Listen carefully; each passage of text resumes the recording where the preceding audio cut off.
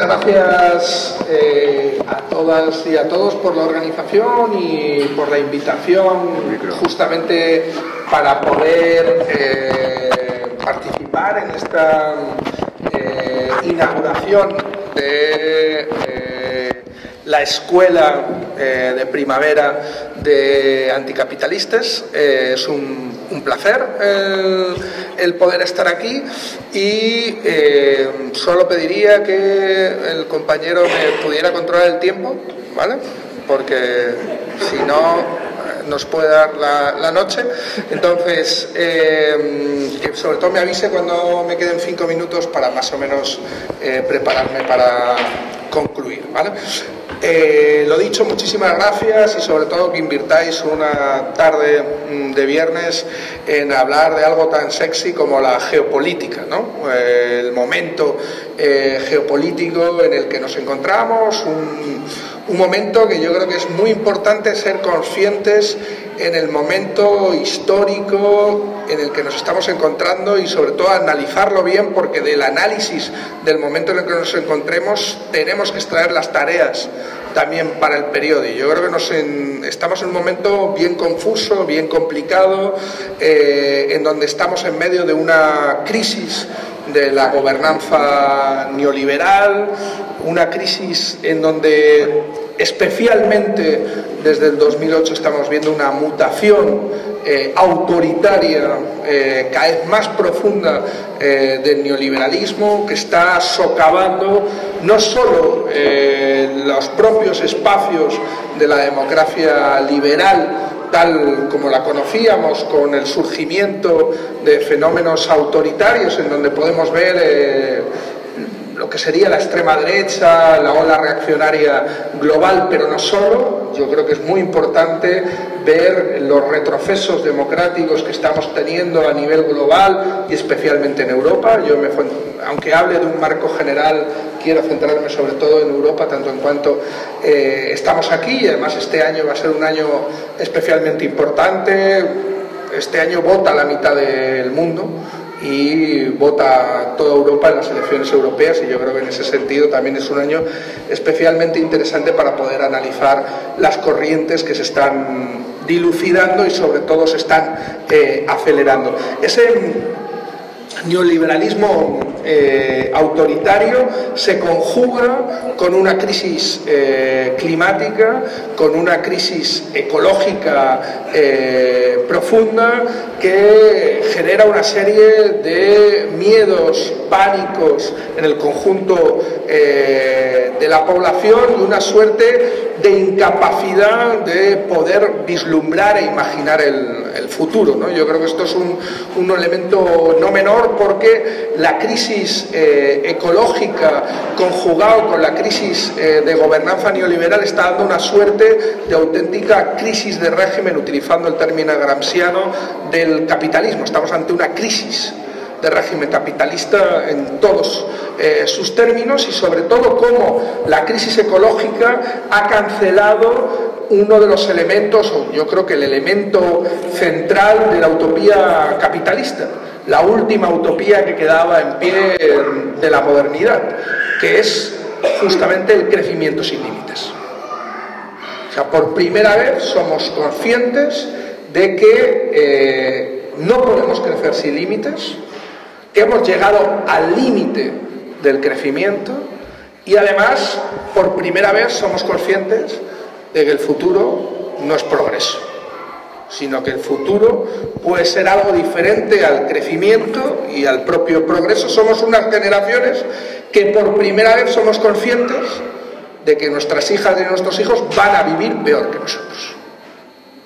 Y eso genera un momento de crisis estructural del capitalismo, que además conjuga con un momento de crisis de lo que había sido hasta este momento el imperio, ¿no? O sea, el imperio norteamericano entra en crisis, está en una profunda crisis de gobernanza actual, y con él está entrando en crisis el conjunto de lo que sería el sistema liberal nacido después de la Segunda Guerra Mundial.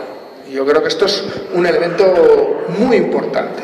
y sin el cual no entenderíamos muchas de las cosas que están pasando ahora mismo.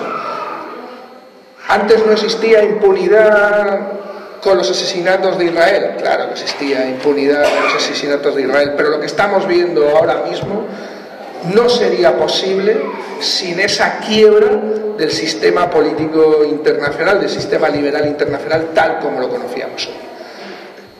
Y eso conecta, por ejemplo, con el allanamiento de la Embajada de México por parte del gobierno de Ecuador, con la ruptura del Acuerdo de Viena, que es algo que no habíamos visto ni en las peores dictaduras del Cono Sur.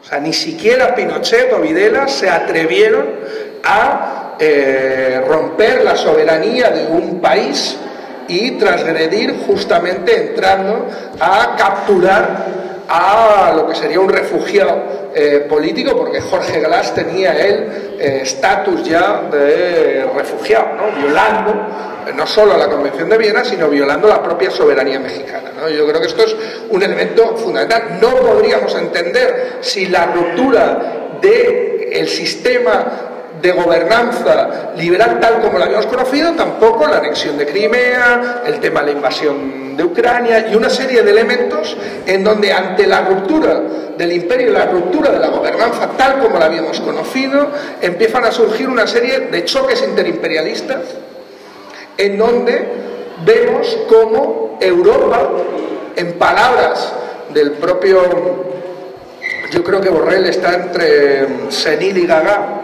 y yo creo que ya cada vez habla como más descarnado, ¿no? De una forma más clara, ¿no? El propio Borrell dijo: Europa tiene que dejar el lenguaje del soft power para hablar el lenguaje duro del poder. Y el lenguaje duro del poder es la remilitarización del proyecto europeo, ¿no? Y yo creo que esto es un elemento que además conecta justamente con la idea de autonomía estratégica que plantea la Unión Europea. ¿Qué es una autonomía estratégica para un continente y una economía que necesita el 80% de las materias primas para su economía? Que no tiene el 80% de las materias primas en nuestro territorio que consumimos. Eso sí, la autonomía estratégica significa neocolonialismo y neoextractivismo. Y yo creo que esto es un elemento fundamental para poder analizar el momento político en el que nos encontramos, en donde la remilitarización no es tanto solo para un choque con Rusia en Ucrania, sino la remilitarización es más para soportar un proyecto neocolonial en África, en donde África vuelve a ser un tablero global, el sur global vuelve a ser un tablero de disputas geopolíticas e interimperialistas de una forma cada vez más fuerte en este proceso de neocolonización e incluso neocolonización con coartada verde, que es otro de los elementos también muy importantes, como la supuesta transición verde europea supone una aceleración de los procesos extractivistas a nivel global. Para entendernos, para que haya coches eléctricos en Badalona, necesitamos minas de litio en Perú. Y necesitamos competir por ese litio que es escaso con el resto de potencias en litio. De hecho, es China la primera que está poniendo encima de la mesa los primeros coches eléctricos 2-3 veces más baratos que los propios coches eléctricos europeos. Con lo cual esa competencia por los recursos escasos en el tablero global agudiza estos choques interimperialistas en donde el proyecto europeo, un proyecto europeo que había naufragado en lo político, o sea, que había naufragado en el intento de construir una constitución europea, una suerte de federalismo político, al federalismo de mercado que ya existe, ha optado por suplir esa unidad política por una unidad militar, por una integración militar. Y aquí juega una fecha fundamental, que es el propio Brexit. El Brexit supuso evidentemente una crisis existencial, se decía, del proyecto europeo. Que uno de tus principales socios se salga de tu club nunca es como un plato de buen gusto, una de las principales economías que tenía la Unión Europea, pero es la ventana de oportunidad para intentar por primera vez una integración militar europea. El Reino Unido era quien impedía sistemáticamente la posibilidad de una integración militar europea. Y yo creo que esto es un elemento fundamental, porque a partir del 2016 empieza todo un proyecto de rearme militarista europeo y de integración militar europea. Pero no es hasta la invasión de Ucrania cuando se dan podríamos decir, los consensos necesarios entre la población para poder aplicar esta integración militar.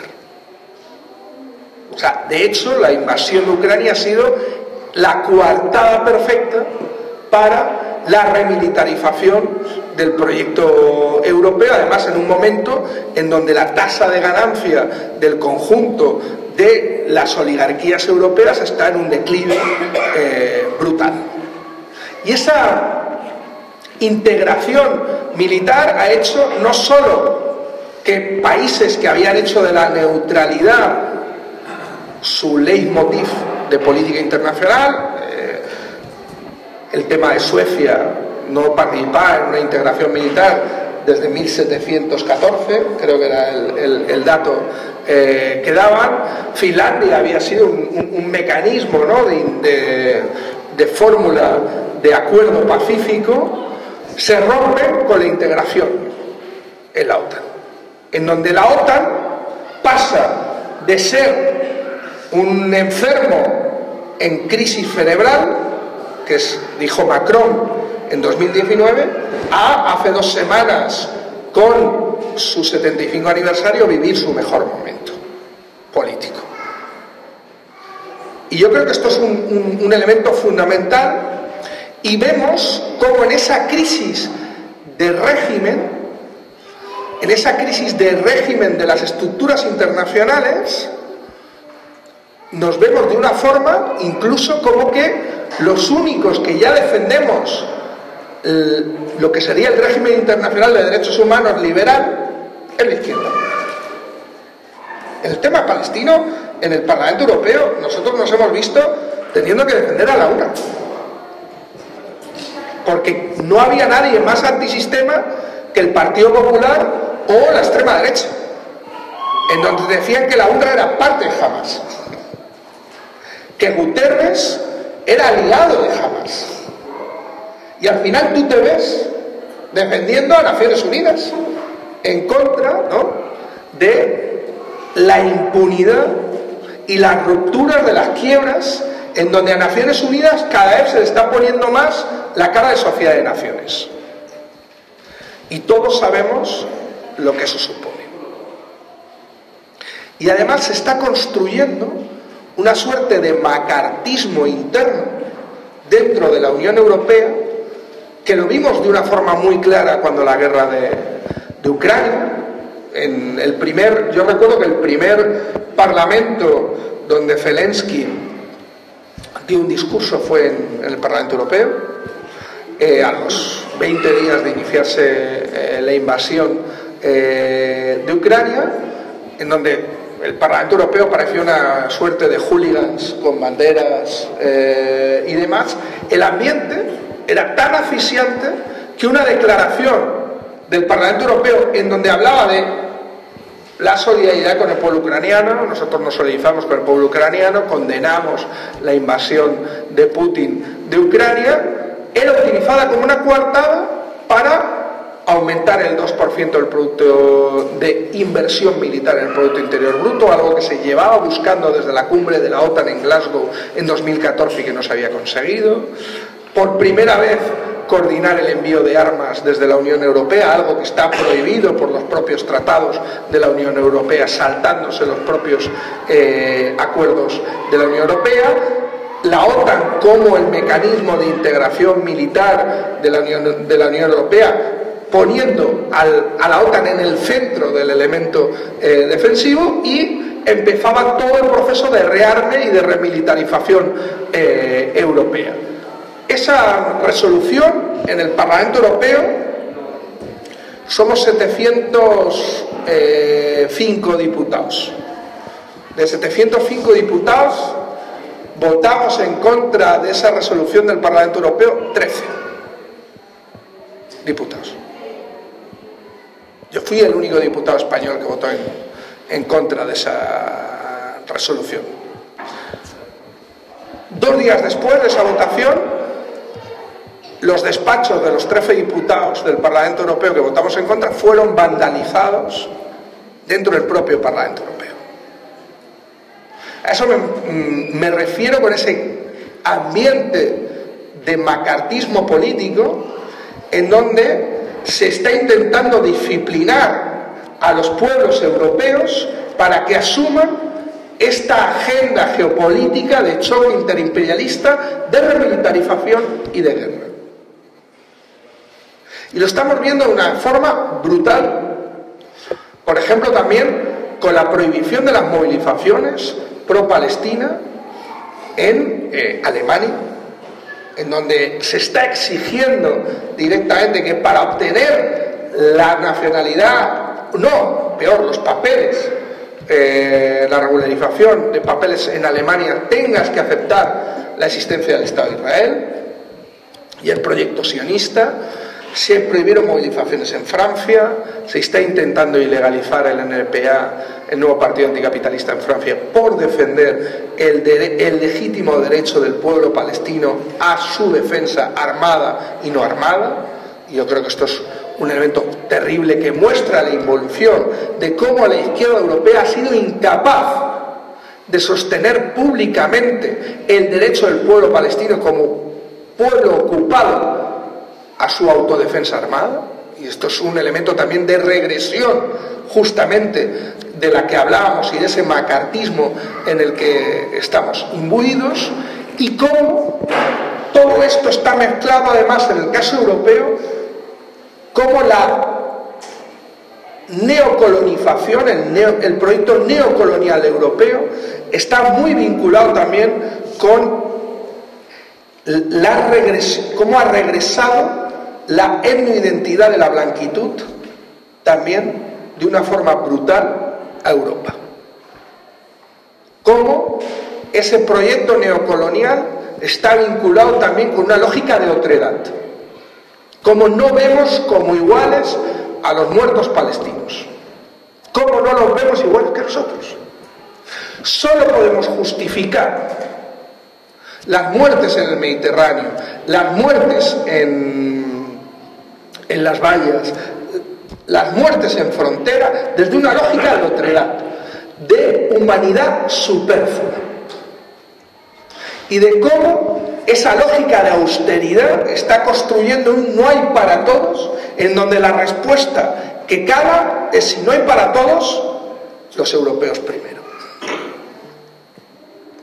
Y eso nos lleva a justificar una lógica de otredad y de esa humanidad superflua, de esa etnoidentidad de la blanquitud, que hace que, por ejemplo, no veamos igual 40 personas sudanesas asesinadas a palos en Melilla que a 40 refugiados ucranianos. Porque todos sabemos que si hubieran matado a palos a 40 refugiados ucranianos, Marlaska no hubiera durado ni 2 horas como ministro. Todos sabemos que si los barcos de búsqueda y rescate estuvieran rescatando a refugiados, para no poner ucranianos, blancos, nadie le negaría un puerto de acceso. Y esa es la Europa y el mundo realmente existente al que nos estamos enfrentando. Y sin esa lógica de ruptura de la gobernanza neoliberal, de neocolonialismo, de lógica de la blanquitud y de la otredad, no podríamos entender lo que pasó el otro día en el Parlamento Europeo con la aprobación del nuevo Pacto de Migración y Asilo, que tiene que ver con Palestina, que tiene que ver con la Embajada de México, que tiene que ver con la ruptura de todo lo que había sido el mecanismo de gobernanza, de derechos humanos, de derecho internacional, en donde Europa ha clausurado por ley el derecho al asilo. Porque eso es lo que se votó en el Parlamento Europeo. Un programa, un pacto de migración y asilo que se ha conseguido después de 4 años gracias a que el gobierno más progresista de la historia lo ha desencallado. O sea, el pacto migratorio y asilo no hubiera sido posible sin el semestre europeo y sin las negociaciones del gobierno español, que incluyeron a la Italia de Meloni, de la neofascista Meloni, en el acuerdo, gracias a la criminalización, a la aceptación, entre otras cosas, de la criminalización de las ONGs de búsqueda y rescate en el Mediterráneo. Esa es la realidad. Y no ha habido ningún ministro, ni de un lado ni de otro, que se haya levantado de la mesa y haya dicho: ya basta. Ya basta. Y quiero terminar simplemente con una cuestión sencilla, volviendo aquí al territorio. Si algo, yo no estoy de acuerdo con la amnistía que se ha aprobado por insuficiente, no porque no esté de acuerdo con la amnistía, porque se ha dejado mucha gente, a muchos luchadores, porque no se ha derogado la ley Mordaza, pero la amnistía para mí demuestra una cuestión muy sencilla: cuando se puede, se quiere. Siempre nos han dicho: es que con 30 diputados no se puede. Bueno, pues 8 ya han sacado una amnistía que era inconstitucional hasta hace 2 años. 25 no podrían conseguir un embargo de armas y una ruptura de relaciones con el Estado de Israel, por poner un ejemplo. 4 no podrían sacar a Marlaska de ministro. Bueno, creo que hay un elemento que para mí es fundamental. Dejemos de pensar en diputados en el Parlamento y pensemos lo que pasó el día antes de que se aprobara la peor ley migratoria, más racista y más xenófoba de la historia, que en el Congreso se aprobó iniciar el trámite de la regularización de las personas con los papeles en regla en el Estado español. Los mismos partidos que votaron en el Congreso a favor de la regularización votaron a favor del acuerdo migratorio más racista de la historia. ¿Por qué? Por una cuestión de correlación de fuerzas. Con lo cual, creo que hay que aprender justamente de eso. De que a lo mejor hay que volver a retomar la lógica de la autoorganización, de la construcción popular, para obligar a que se tomen medidas. Y eso es lo que nos están demostrando ejemplos como los que vivimos esta semana con el tema de migración, lo hemos visto con el tema de la amnistía, lo hemos visto con tantos ejemplos que yo creo que son fundamentales cuando nos digan: es que no se pueden cambiar las cosas. Claro que se pueden. Es una cuestión de voluntad política, es una cuestión de correlación de fuerzas y es una cuestión de presión. Y yo creo que ahí es donde tenemos que rearmarnos también para reconstruir un proyecto político que pueda resolver justamente el elemento fundamental que para mí va a ser el tema de la guerra y la remilitarización en Europa, que yo creo que va a ser el elemento central que vamos a ver en el próximo periodo. Muchas gracias.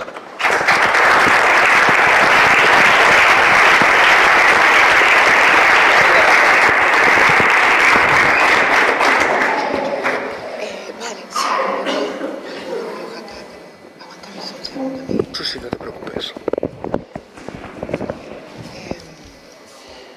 Vale. Gracias. Yo te aguanto, si no, Sí, hola, molt bona nit. Pues moltes gràcies per la invitació. Me llamo Mónica Vargas y realmente es un privilegio compartir mesa con ustedes y bueno, y nada, compartir el espacio con todas ustedes.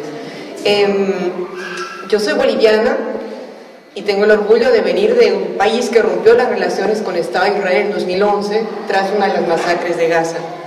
Y creo que eso es algo como me gustó mucho lo que decía Miguel, ¿no? De cuando se quiere se puede, ese tipo de acciones que realmente deberían ser como lo más básicas, normales, cuando pasa lo que está pasando, que yo ya ni tengo palabras para pensar en lo que está pasando en Palestina ahora. Entonces, bueno, yo trabajo para una organización chiquita que se llama GRAIN, es una organización internacional donde apoyamos sobre todo a las campesinas, los campesinos, a movimientos sociales que están pues luchando por lograr sistemas que estén basados en la biodiversidad y sobre todo controlado desde las comunidades, ¿no? Y hemos estado estudiando un poco el agronegocio israelí como una manera de aportar desde nuestro rincón, digamos, de aportar la solidaridad con la lucha del pueblo palestino, ¿no? Y buscamos este tipo de empresas que quizás son menos conocidas, pero que es importante exponer como parte del régimen colonial y de apartheid. Y ahora les contaré un poquito sobre eso, ¿no? Quizás decir que la agroindustria de Israel se ha desarrollado a partir de la ocupación ilegal de las tierras palestinas, ¿no? Que está profundamente vinculada con la agenda diplomática de Israel en el exterior, ¿no?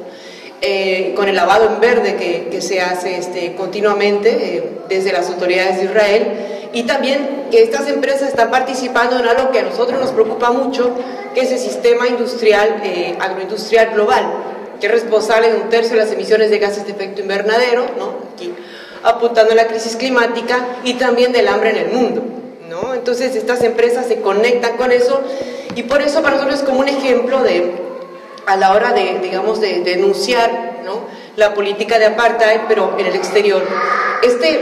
El título que ven ahí es un pequeño informe que escribimos en 2022, sobre lo que les voy a contar, donde intentamos ver cómo opera el agronegocio israelí en el exterior, en países del sur global, cómo afecta desde el punto de vista colonial a regiones como África, América Latina y Asia, ¿no?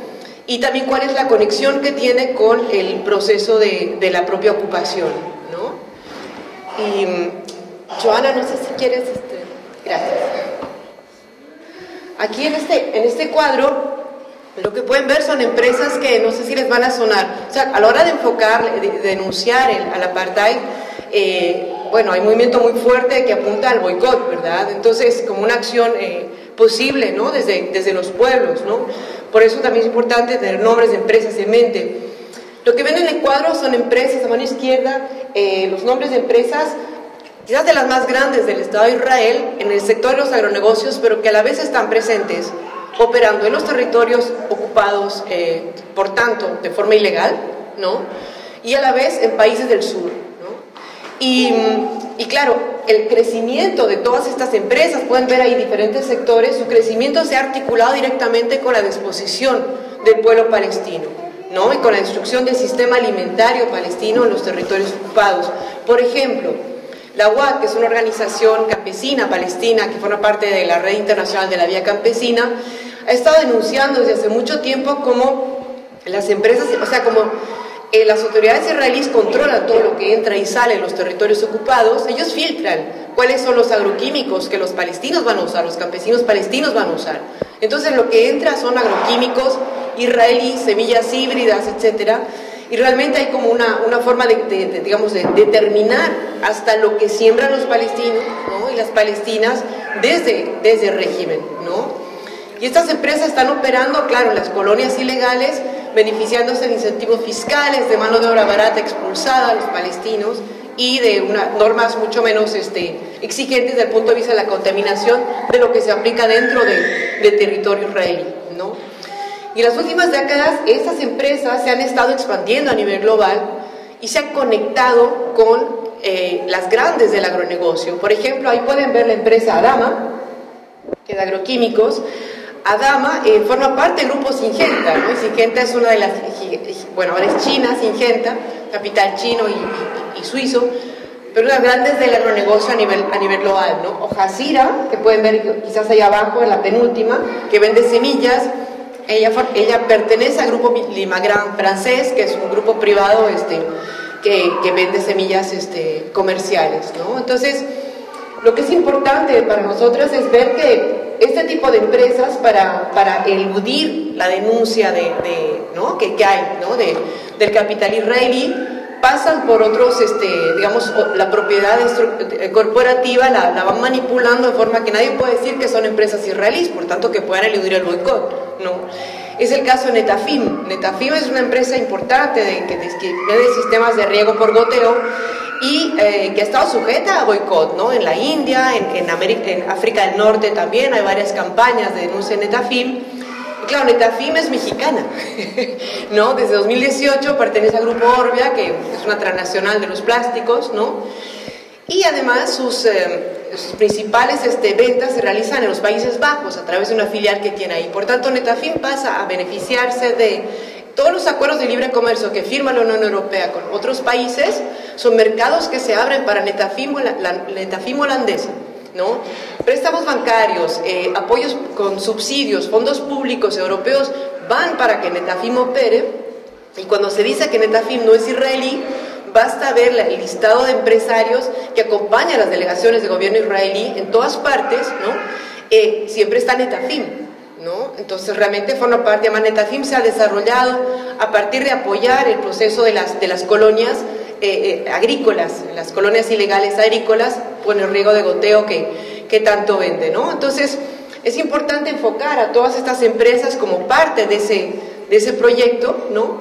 Y a la vez, por ejemplo, en el caso de Adama, podemos ver que en realidad, si empezamos a denunciarla, aquí en Cataluña se habla mucho de la soja que se produce en Brasil, en Argentina, ¿no? Que realmente lo más insostenible del mundo, y los ejes de lucha contra el Tratado de Libre Comercio entre la Unión Europea y Mercosur. Bueno, pues Adama es de las que producen soja en Brasil, ¿no? O Ribulis, que es otra empresa de riego que está en México, está en una zona de sacrificio en México desde donde se exporta verdura y hacia los Estados Unidos, acaparando el agua. Es un lugar donde hay una crisis del agua tremenda. El estado de Guanajuato, pues ahí está Ribulis, ¿no? Entonces, un poco ver cómo se conectan con este proceso, digamos, agroindustrial. ¿Quieres pasar al próximo, John, por favor? Lo que nosotros hemos estado viendo también es que o algo que se apunta desde hace rato, el ejército de Israel forma parte, digamos, es una fuente muy importante de personal y de tecnologías para las empresas del agronegocio israelí, ¿no? Cientos de nuevas empresas, de startups, ¿no? que forman parte de todo Israel se vende como la startup, la nación startup, ¿no? Así que como las últimas tecnologías que responden a la crisis climática, etcétera. Pues cientos de estas startups vienen, o sea, están nutridas de personal del ejército, ¿no? De hecho, se ha visto ahora con el masacre de Gaza que ha bajado el nivel de empleo de las startups porque, claro, los empleados se han alistado como soldados israelíes. Entonces, realmente hay un proceso desde hace mucho rato denunciado por la organización Who Profits, por ejemplo, dentro de Israel, entre la conexión que hay entre el ejército y cómo se prueban tecnologías militares, se las adapta al uso agrícola para, ¿no? Para tener más riquezas, digamos, ¿no? Esto dentro de Palestina. Pero si vemos qué pasa al exterior, vemos una conexión muy importante entre todo el sistema militar israelí y el sistema agroindustrial, ¿no? Por ejemplo, India y Vietnam son los principales receptores de ventas de armas de Israel y a la vez son de los principales receptores de las tecnologías agrícolas de Israel, ¿no? Es el caso también de Angola, de Filipinas, del sur de Sudán, de Azerbaiyán, otros lugares muy estratégicos para Israel. Son lugares donde también se solapa venta de armas y venta de tecnologías agrícolas, ¿no? ¿Quieres pasar al otro? Gracias. Y claro, aquí lo que intentamos ver era, vale, pero ¿cuáles son las empresas, digamos, que están quizás ganando más a partir del agronegocio israelí, ¿no? Y hemos visto un cierto número de empresas que son difíciles de boicotear porque son absolutamente opacas, realmente muy desconocidas y se quieren mantener así, pero que están promocionando y creando proyectos que llaman llave en mano, megaproyectos agrícolas sobre miles de hectáreas en África, en Asia, en América Latina, ¿no? Y estos negocios no solamente son opacos, pero han estado vinculados con muchos casos de corrupción y tienen vínculo también con el ejército y con el Mossad, ¿no? Luego les daré algún ejemplo de una de estas empresas, pero lo que hemos visto sobre todo era, digamos que siguen un patrón, ¿no?, en la venta de sus proyectos la llave en mano, que hemos verificado realmente en bastantes lugares, sobre todo en Asia y en África, ¿no? Y tienen que ver también con el endeudamiento de los países del sur global, ¿no? Ahora me explico. Eso es lo que nosotros llamamos la agrodiplomacia del Estado de Israel, ¿no? Este tipo de proyectos que llave en mano comienza normalmente con la reunión entre uno de esos empresarios israelíes y algún alto ejecutivo de un gobierno en país del sur que tenga idealmente recursos naturales, como petróleo, minería, etcétera, ¿no? Entonces, el empresario israelí va a proponer un megaproyecto millonario, ¿no?, agrícola, y va a ofrecer, pues, yo les consigo los fondos y les construyo el proyecto y yo gestiono el proyecto. O sea, llave en mano es que te dan todo, ¿no? Ese es como el primer paso. Pero el componente agrícola es como la cara pública del proyecto. Lo que es importante, el verdadero argumento, es la financiación, porque estas empresas jalan recursos de fondos públicos europeos, por ejemplo, a través de las agencias de créditos a la exportación. Aquí, una agencia de crédito de exportación, para quien no lo sabe, es como la equivalente aquí en Estado español es CESE, ¿no? Y son agencias que con fondos públicos aportan a la, digamos, a la actuación exterior de las empresas del país. ¿Ah? Entonces, de esas empresas, cada gobierno europeo tiene las suyas, ¿no? Pues las empresas israelíes se benefician de esto a través de sus filiales europeas. Entonces, jalan recursos para financiar estos proyectos, ¿no? Estoy hablando realmente de millones de dólares de proyectos, y hacen pasar el dinero por sus filiales, usualmente en paraísos fiscales, ¿no? Esto lo hemos visto de forma bastante sistemática. El gobierno del país del sur acoge el proyecto, garantiza el préstamo, por ejemplo, con petróleo, en el caso de Angola, desplaza a comunidades locales para poner tierras a disposición, y una vez que se aprueba el proyecto, llegan todo un conglomerado de empresas israelíes, de consultorías, de todo tipo de servicios, etcétera, llegan usualmente juntas, ¿no? Y se construye como lo que llaman las aldeas agrícolas bajo la figura del moshav. Y se vende la idea del moshav, ¿no?, de este proyecto colonial, ¿no?, agrícola israelí, como modelo a exportar a nivel mundial. Entonces realmente es una perspectiva absolutamente colonial que se exporta y que se implanta en los países del sur global, ¿no? Pero ¿qué pasa? Esos proyectos, la gran mayoría colapsan porque no están adaptados al lugar, necesitan un montón de inyección de fondos de forma continua, ¿no? Y claro, el Estado que acoge se queda endeudado, se queda con la deuda. Hemos visto casos de explotación laboral, incluso de semiesclavitud, denunciada en un lugar como Angola, por ejemplo, ¿no? Y claro, el proyecto se derrumba, se sanea, eso pasa en varios casos también, se sanea con fondos públicos y luego entra otra empresa israelí para retomarlo y el ciclo vuelve a comenzar, ¿no? Es como realmente un patrón que hemos visto. ¿Quieres pasarla? Bueno, este es un mapa que está colgado en nuestra web, pero a mano izquierda pueden ver nombres de esas empresas particularmente opacas, como el Grupo LR, el Grupo Mitrelli, Green 2000, etcétera. Han sido fundadas por miembros del ejército de Israel o del Mossad, ¿no? Y realmente ese es como el patrón que están siguiendo, ¿no? Yo creo que me queda poco tiempo, si quieren luego podríamos hablar de algún caso, etcétera. Solo voy a concluir diciendo que a nosotros es importante, una parte de la lucha frente al apartheid de Israel es apuntar a este tipo de empresas, no reconocerlas, es nombrarlas, ¿no? No solo por el boicot, sino también para poder conectar a las comunidades afectadas en los países del sur con la solidaridad con Palestina, ¿no? Es una forma de construir puentes de solidaridad, ¿no?, entre capitales que realmente, entre pueblos que realmente tienen mucho en común, ¿no? Y en todos los casos, para nosotros la agroindustria israelí es una amenaza para la soberanía alimentaria por la que están luchando, ¿no?, las redes campesinas en Palestina, pero también en todo el mundo, ¿no? Bueno, yo lo dejaría aquí y muchas gracias.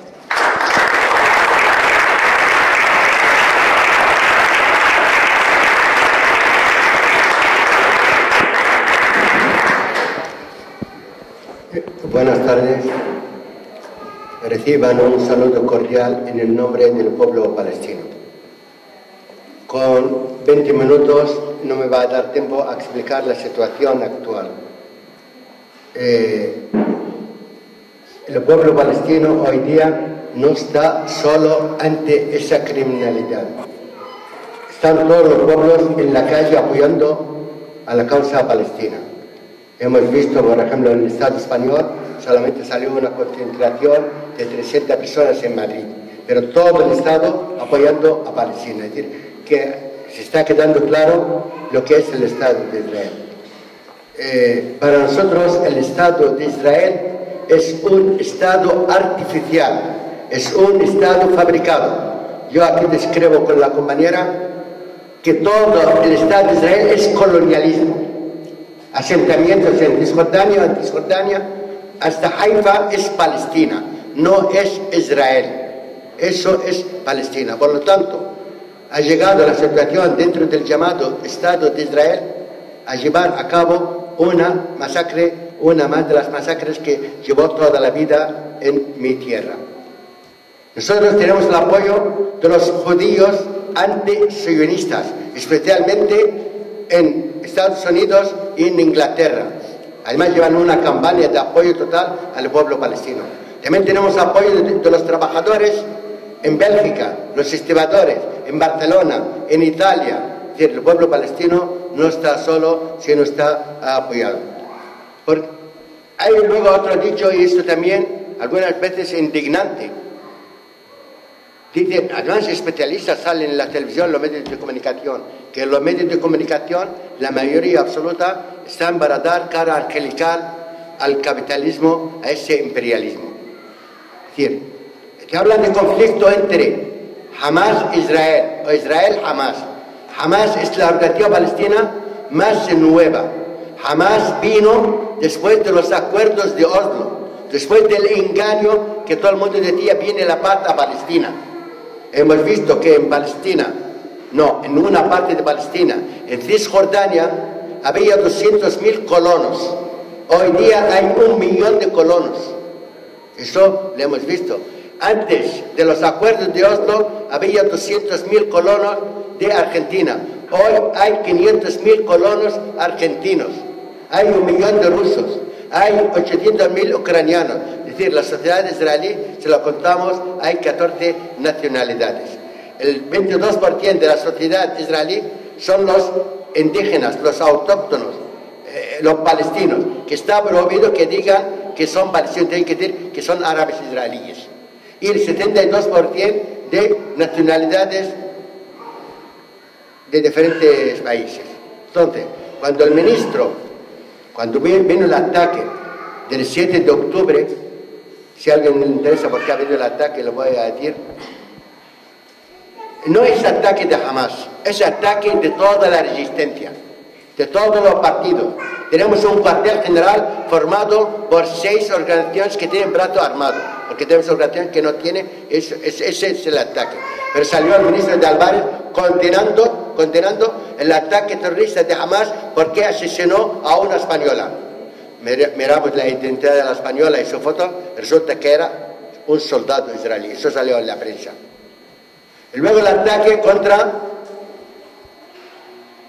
el festival, dice un festival civil. En primer lugar, no eran civiles, porque son colonos. El que hizo el ataque a ese festival ha sido el mismo ejército israelí, porque la resistencia no se engañó. Estaba vestida de soldados israelíes. Entonces el ejército israelí pensaba que los soldados israelíes eran de la resistencia. Por eso atacó el festival asesinando gente. Hasta la CNN, nada más el primer día dijo, Hamas asesinó, decapitó a 40 niños. Es una falacia. Además, el Monde Diplomatique el otro día pidió disculpas, reconoció que transmitió una información falsa. ¿Por qué vino el ataque? Ya hablaré, pero es la primera vez, por eso ha vuelto el imperialismo loco, aparte de, como decía, que es una crisis estructural. El imperialismo, el capitalismo está con una crisis moral. Es decir, el proyecto sionista llegó y ya llega al fin. Es decir, Israel no tiene futuro, por eso lleva esa criminalidad. Ellos no esperaban que la resistencia los derrota en la inteligencia. La resistencia estaba 48 horas trabajando detrás de las líneas enemigas. Ha llevado ordenadores, ha llevado información, ha llevado todo lo que quería. Entraron al cuartel general del Mossad israelí. Han llevado todo, han llevado presos, no digo rehenes, presos. Porque nosotros con esos presos queremos limpiar las cárceles fascistas, sionistas, nazis de Israel, a cambio de esos presos que tiene la resistencia. Nosotros no vamos a dejar ningún preso, que lo sepan. Vino el ataque israelí, porque ese ataque israelí no es ataque israelí solamente, es ataque con complicidad, o mejor dicho, dirigido por Estados Unidos. Es decir, lo que está mandando la zona es Estados Unidos. Lo estamos viendo hoy día. La presencia inglesa, la presencia norteamericana y fuerzas, no como España, sino fuerzas de la Unión Europea que no tiene vergüenza, allí está en el Mediterráneo.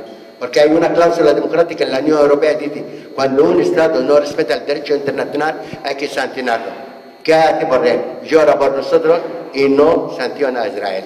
Eso lo estamos viendo. O el señor Sánchez, el primer momento criticó el terrorismo de Hamas. ¿Con qué derecho llama a la resistencia de mi pueblo terrorista? Y ahora viene el Estado de Israel, el Estado palestino. No, yo quiero alto el fuego en primer lugar. Quiero que coma la gente. Hay hambruna total. ¿Por qué la Unión Europea no aplica la cláusula democrática? Dice, cuando un Estado no respeta el derecho internacional, hay que sancionarlo. Lo que hacen es mimarlo. Eso lo estamos viendo. Entonces Israel ataca por mar, tierra y aire, pero con toneladas de explosivos.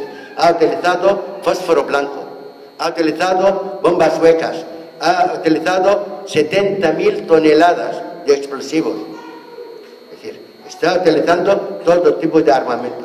Entonces, eso es lo que es Israel. Hasta el ministro Galán dijo que no hay comida para los palestinos, no hay luz, no hay nada, que mueran como animales.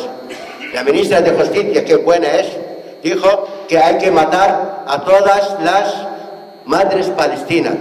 Y de hecho lo estamos viendo. Hay 9.000 madres palestinas asesinadas. ¿Eso no lo ve la Unión Europea? Hay 15.000 niños palestinos asesinados. Hay 76.000 heridos. Hay 17.000 niños palestinos huérfanos. Yo aquí no vengo a llorar, vengo a denunciar la complicidad internacional. Esos gobiernos que van de progres, esos gobiernos no hacen más que miran para Ucrania. Pues lo que pasa en Ucrania no llega al 1 por 1000 lo que pasa en la franja de Gaza. Eso lo estamos viendo.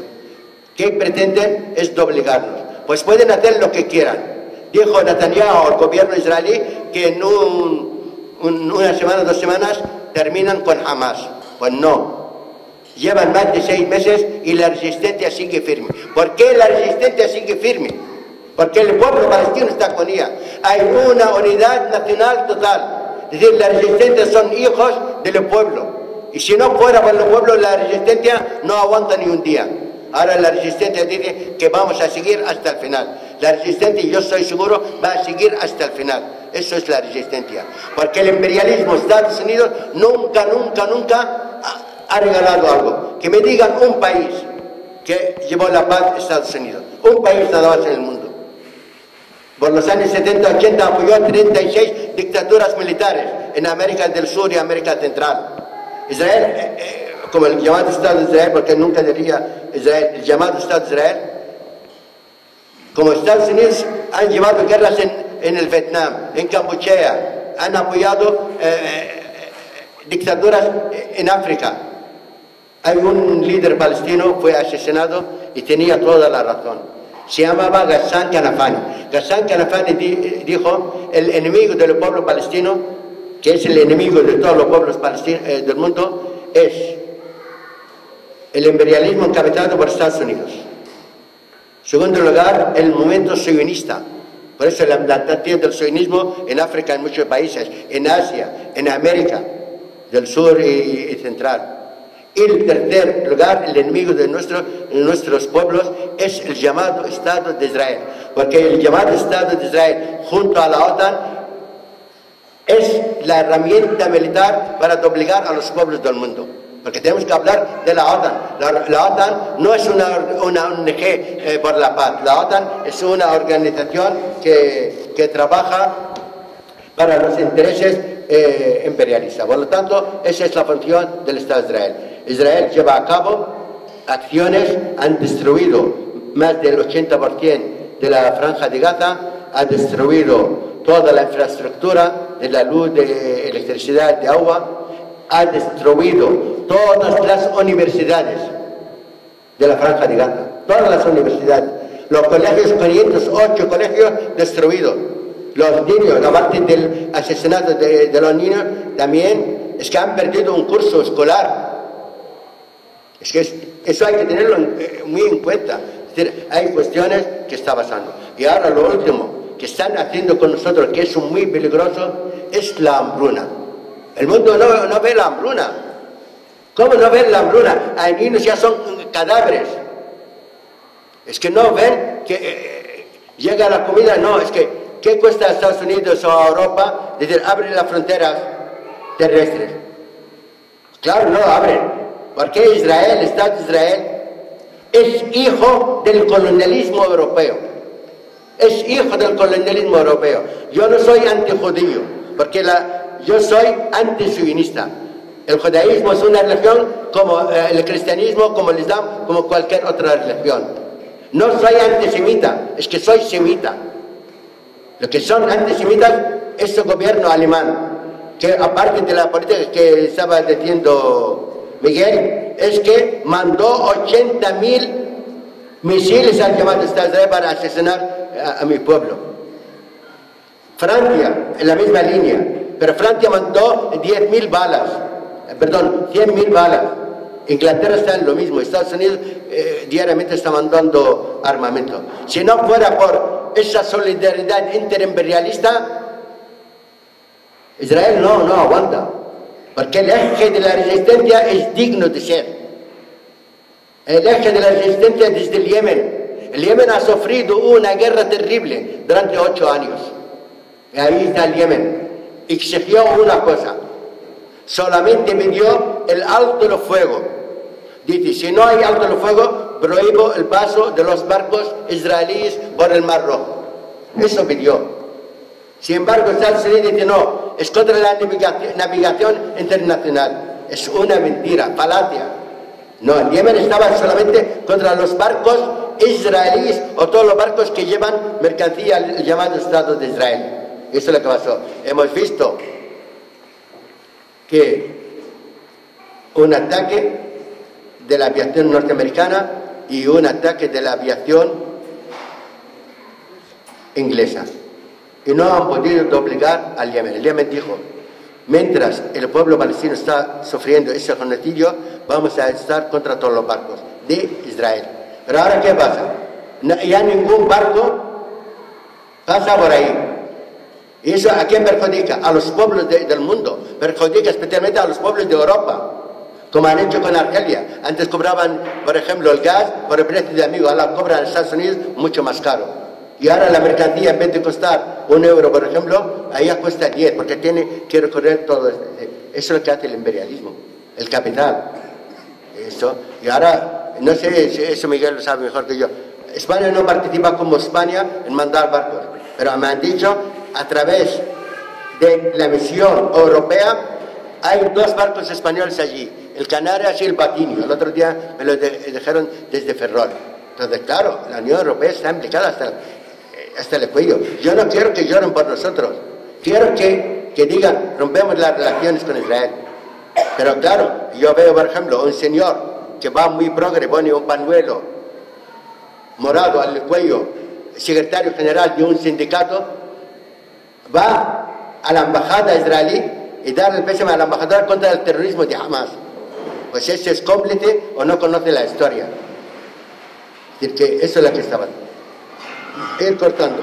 La situación en Gaza es terrible y la situación también en Cisjordania terrible. Y la situación de mi pueblo en el llamado Estado de Israel también terrible. ¿Por qué? Porque hay una unidad nacional entre esa fragmentación y con la gente de la diáspora. Porque en el 48, el año 1948, cuando se fabrica el Estado de Israel, a mi pueblo lo trocean en 3. Refugiados, 7 millones en la diáspora, Cisjordania, que tenemos 2.200.000 personas, y Gaza había 2.400.000 personas, ahora podemos quedar 2.200.000. Porque hay 13.000 personas bajo escombros aún, sin hablar de las matanzas que hubo en los hospitales y el descubrimiento de cadáveres. Entonces, la situación es complicada.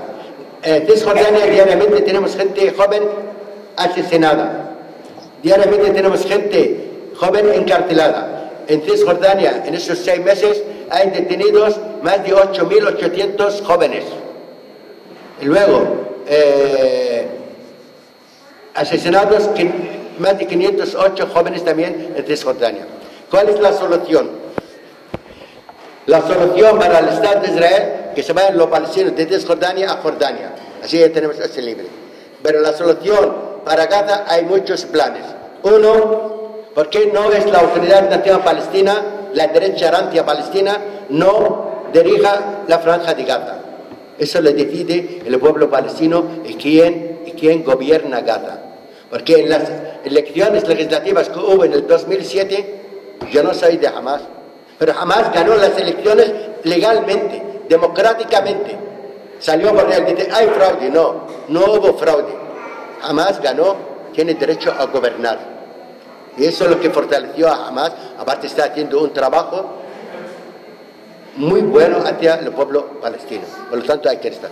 Otra solución, ¿por qué la gente los habitantes de Gaza no van al Sinaí? Como si somos una mercancía y nos transportan al Sinaí. Pues tampoco lo aceptamos, lo rechazamos. Otra solución, como le dijo el mentiroso Blair, dijo, ¿por qué no transportamos a los palestinos a Escocia y allí lo mandamos a África, al Congo, a un poco de gente, a Chad, como si fuera mercancía? Otra solución, que los palestinos, como estamos sufriendo la hambruna, es que ¿por qué no hay mando militar israelí en la franja de Gaza? Así. Otra idea de ayuda humanitaria, por ejemplo, es que los yanquis están pensando en hacer un puerto en Rafah para introducir mercancía para los palestinos pobrecitos para que no mueran hambre. Pero ese puerto dirigido por 2.000 marines. Es decir, si el ejército israelí no puede ocupar, lo va a ocupar los yanquis con trampa. Entonces, también rechazamos. La única solución, que se largue el ejército israelí de la franja de Gaza. Esa es la única solución. Si no, la resistencia va a seguir golpeando, porque no son de fiar. Si están asesinando a mi pueblo, ¿quién va a decir si soltamos los presos israelíes no van a seguir matando? ¿Quién lo está frenando? Lo único que los puede frenar es el pueblo palestino. Y el eje de la resistencia desde Yemen, desde Irak, que la resistencia de Irak está golpeando al Estado de Israel diariamente, con cohetes que llegan hasta Haifa y llegan al sur de Palestina. Y luego también la resistencia del Líbano está golpeando diariamente, y la resistencia del Líbano ha podido dominar la zona y ya ha salido del Estado de Israel en estos 6 meses 800.000 colonos israelíes. 800.000 ya han salido. Las colonias en Galilea están vacías. Las colonias en el sur de Palestina también están vacías, porque la gente no puede aguantar esa situación. Y la resistencia en el Líbano está llevando a cabo un papel importante. ¿Cuál es la solución? Para nosotros la única solución es un único Estado, del agua al agua, del mar Mediterráneo al río Jordán. No aceptamos 2 estados, por muchos motivos. Yo soy palestino del norte de Palestina, de Haifa. ¿Por qué tengo que regalar la tierra de mi madre a un polaco, colono, no por ser polaco, a un colono español, a un colono francés? Pero se han matado a mi pueblo, han destruido mi pueblo. porque cuando se fabricó el Estado de Israel, destruyeron 530 pueblos. Han llevado a cabo decenas de matanzas. Nosotros no aceptamos, si quieren vivir en paz, con nosotros bienvenidos, pero bajo nuestra cultura, literatura y nuestra lengua, nuestra historia, nuestra civilización, porque nosotros sí tenemos, ellos qué historia tienen. Esa es la situación. Hablando, es que hay dos temas que los quiero contar. De la ONU han muerto, según la prensa israelí, 12 miembros de Hamas que trabajaban para la ONU. Aunque sean de Hamas, son trabajadores palestinos. Pero no dice la comunidad internacional que hay 186 funcionarios de la ONU asesinados por Israel. Eso no lo dice. Y luego otro tema, quiero agradecer la dignidad de Sudáfrica. Ha sido una dignidad total. Ha llevado a esos criminales ante los tribunales. Es decir, es una dignidad. Y nada, ya como por el tiempo ya lo dejo, pero el pueblo palestino, y eso está en todas las leyes, tenemos el derecho a la resistencia, en todas sus formas. Hay una resolución de Naciones Unidas, la 3070, ¿cómo? Que dice que el pueblo palestino tiene derecho a la resistencia en todas sus formas, encabezadas por la resistencia armada. Y el ejército israelí, os digo también, es el ejército más cobarde que conocemos en la vida. Yo lo he visto en la batalla de Beirut, lanzaron 1 millón de bombas y durante 3 meses no pudieron entrar a la ciudad. Se enfrentaban a guerrilleros con el fusil y con la bazooka. No teníamos ni aviación, ni barcos de guerra, ni tanques, ni nada. Y el pueblo resistió. Y ahora os digo que el pueblo palestino va a resistir hasta el final. Vencer o morir. Y la victoria es seguro del lado palestino. Gracias.